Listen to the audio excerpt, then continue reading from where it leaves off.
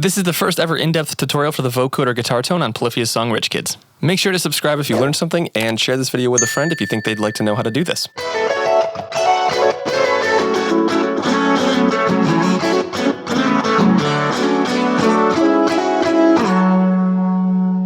So people usually describe this guitar tone as a vocoder, but it's actually not. It's a harmony engine. Wow! I'm using vocal synth for this, but you can see that I'm not using the vocoder module. I'm only using the Polyvox.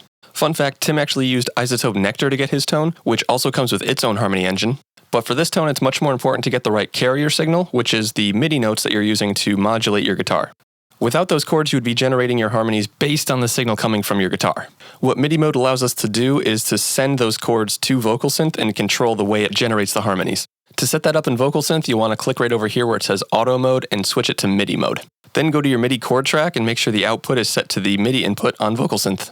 You'll notice I'm using 2 instances of Vocal Synth, and that's because usually these harmony engines will only allow up to 8 voices at a time.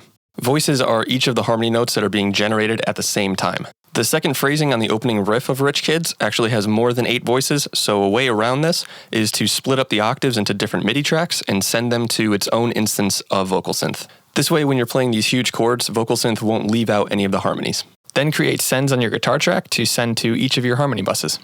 Now I'll do a before and after of the guitar tone with and without Vocal Synth.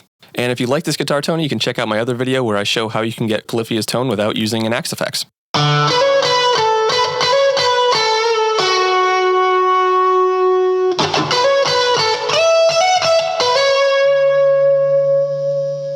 And now with Vocal Synth enabled.